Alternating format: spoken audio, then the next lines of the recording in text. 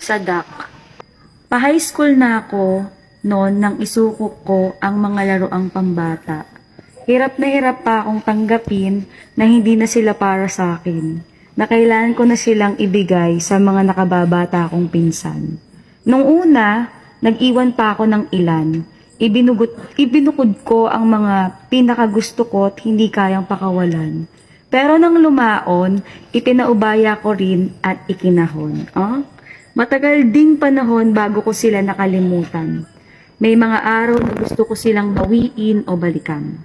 Kahit ako na lang ang manghiram.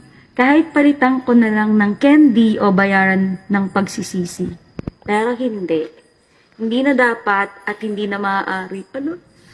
Dahil pasulong lamang ang buhay, palagi. May mga kabanatang lilipas. At maraming pahina ang kakailangan ilipat.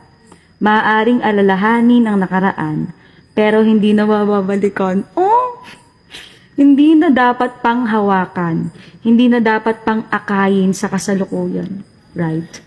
Sapagkat laging may papalit, laging may pupuno, laging may darating na bago. Ay, sana all. Hindi maglalaon ay mapupunan ang mga bakanteng espasyo.